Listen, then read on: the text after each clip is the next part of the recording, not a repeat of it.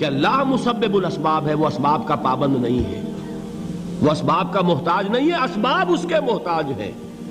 اگر یہ یقین ہے تو اللہ پر ایمان ہے، یہ نہیں ہے تو تمہارا ایمان اسباب پر ہے، وسائل پر ہے، ذرائع پر ہے، مادیات پر ہے، اللہ پر نہیں۔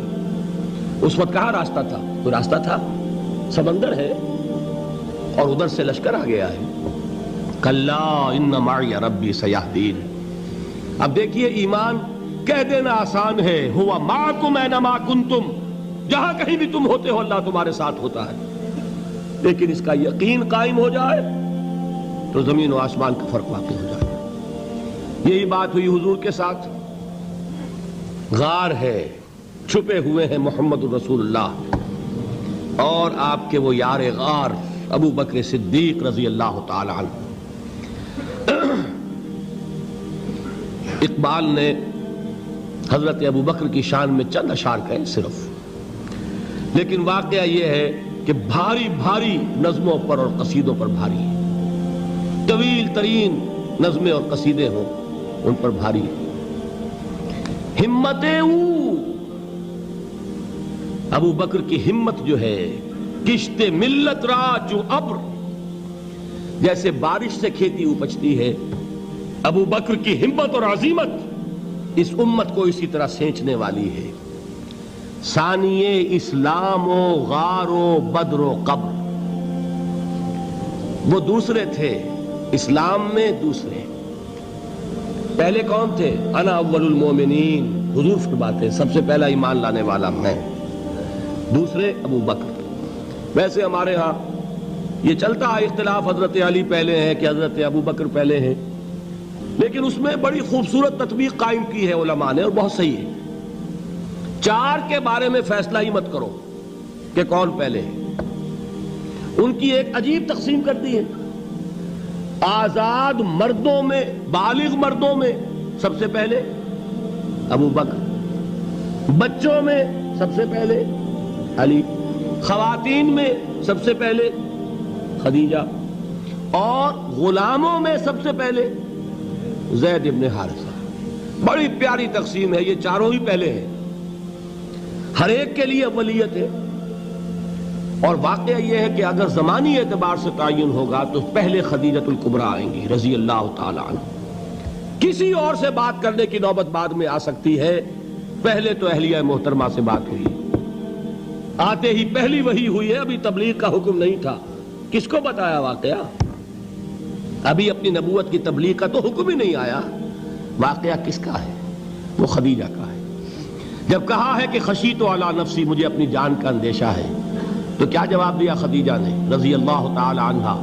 وہ صدیقۃ الکبریٰ ہے۔ صدیقات جو ہیں خواتین، ان میں چوٹی پر خدیجۃ الکبریٰ ہے رضی اللہ تعالی عنہا، اور صدیق جو مرد ہیں ان میں صدیق اکبر ہے ابو بکر صدیق رضی اللہ تعالی عنہ، لیکن صدیقات میں چوٹی پر۔ جب حضور نے فرمایا خشیت علی نفسی، کیا فرمایا، کیا عرض کیا، کیسے تسلی دی؟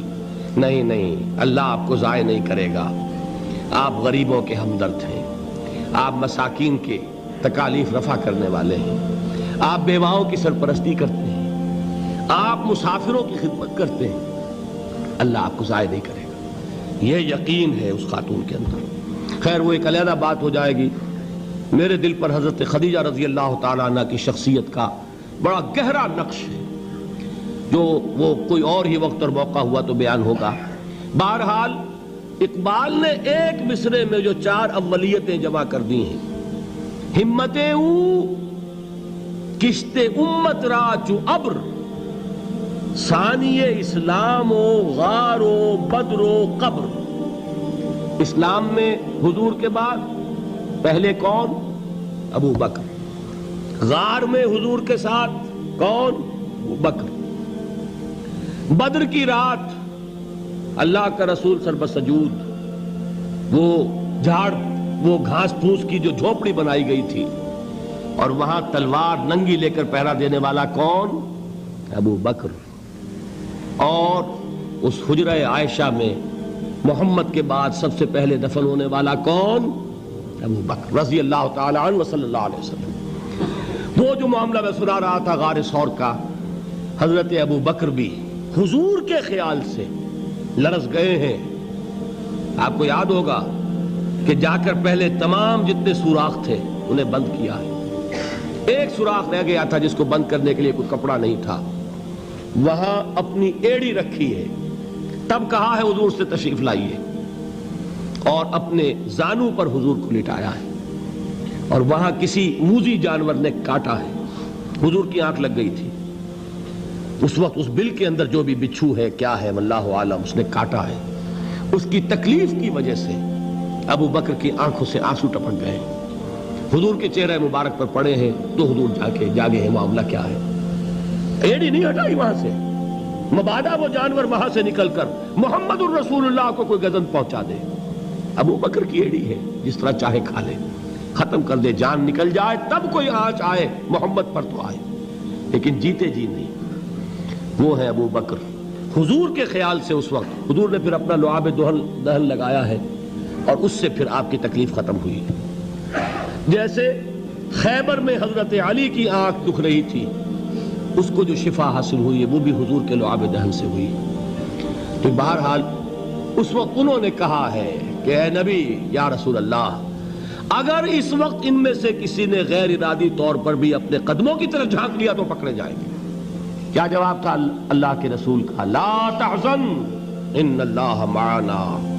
اللہ ہمارے ساتھ ہے, کیوں گھبراتے ہو ابو بکر. یہ ہے ایمان باللہ, میرا مالک اللہ, میرا رازق اللہ, میرا محافظ اللہ, میرا مددگار اللہ, میرا پشت پناہ اللہ, میرا دوست اللہ.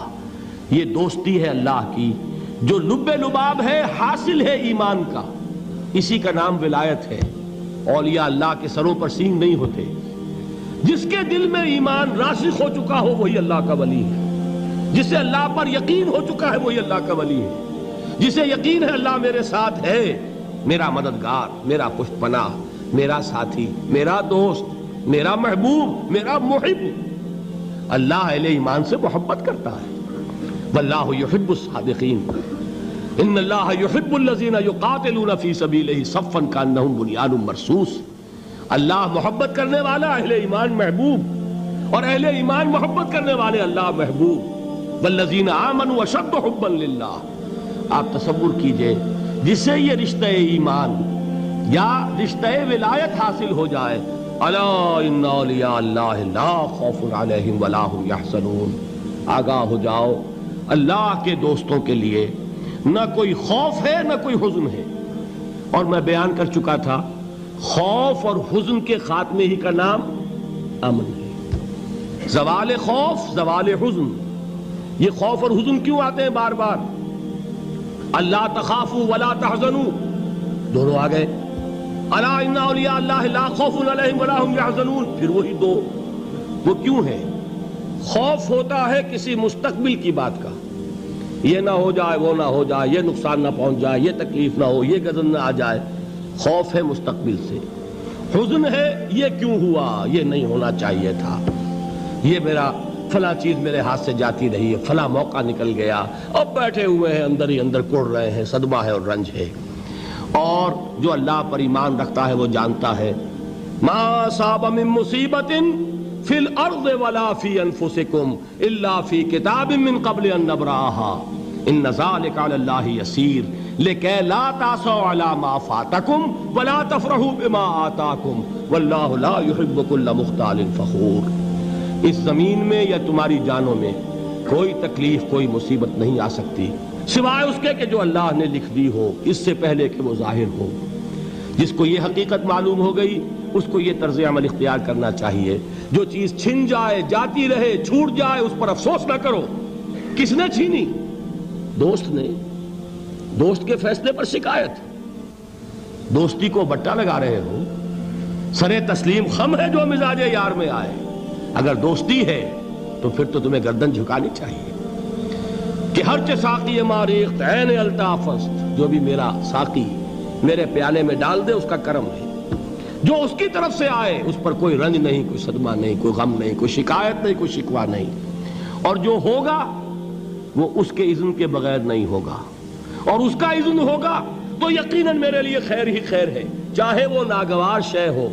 بظاہر مجھے اچھی نہ لگ رہی ہو، میری شارٹ سائٹڈنس میں مجھے وہ نظر آ رہی ہے کہ میرے لیے بری ہے، لیکن قرآن نے کہا ہے عَسَىٰ أَن تَكْرَهُوا شَيْئًا وَهُوَ خَيْرٌ لَكُمْ وَعَسَىٰ أَن تُحِبُّوا شَيْئًا وَهُوَ شَرٌّ لَكُمْ وَاللَّهُ يَعْلَمُ وَأَنْتُمْ لَا تَعْلَمُونَ۔ ہو سکتا ہے تم کسی چیز کو ناپسند کرو درحال ہے کہ اسی میں تمہارا خیر ہو، اور ہو سکتا ہے تم کسی چیز کو پسند کرو درحال ہے کہ اس میں تمہارا شر ہو۔ اللہ جانتا ہے، تم نہیں جانتے۔ جب مجھے یہ بات معلوم ہو گئی، میں نے اپنا معاملہ اللہ کے حوالے کیا۔ سپردم بے تو مایا خیش را، تو دانی حساب کم و بیش را۔ اے رب، جو تو چاہتا ہے وہ ہو، تیرے علم میں جو شے میرے لیے خیر ہے وہ ہو جائے، میری کوئی پسند نہیں، میری کوئی چاہت نہیں۔ یہ ہے راضی برضائے رب۔ اکبر الہٰبادی نے اسے کہا ہے رضائے حق پہ راضی رہ، یہ حرف آرزو کیسا، خدا خالق، خدا مالک، خدا کا حکم تو کیسا۔ جب میں آ گیا بیچ میں، میری پسند، میری مرضی، میری خواہش، میری چاہت، یہی تو شرک ہے۔ ما شاء اللہ کان وما لم یشاء لم یکن، جو اللہ نے چاہا وہ ہوا، جو اس نے نہیں چاہا نہیں ہوا۔ اختیار اس کا ہے، میرا تو نہیں۔ رضائے حق پہ راضی رہ، یہ حرف آرزو کیسا، خدا خالق، خدا مالک، خدا کا حکم تو کیسا۔ اقبال نے اسے کہا ہے فارسی میں، اب آپ کہیں اس کا ترجمہ بھی کرو تو وہ مجھے ذرا اس وقت کچھ بہت ہی بدذوقی کسی بات نظر آئے گی۔ جائیے پوچھئے کسی سے جسے فارسی آتی ہو۔ برو کشید ز پیچا کے ہست و بود مرا، چوک دہا کے مقام رضا کشود مرا۔ مجھے تو تمام پیچ و خم سے نکال دیا اس مقام رضا نے۔ میں راضی برضائے رب ہوں، جو فیصلہ اس کا میں اس پر راضی۔ تو کہاں کا حزن اور کس کا خوف؟ یہی زوال حزن اور زوال خوف، یہی ہے امن، یہ نتیجہ ہے ایمان کا۔ تو جان لیجئے یہ ہے لب لباب، یہ ہے حاصل ایمان کا۔ یہ ہے تو ایمان ہے، یہ نہیں ہے تو ایمان نہیں۔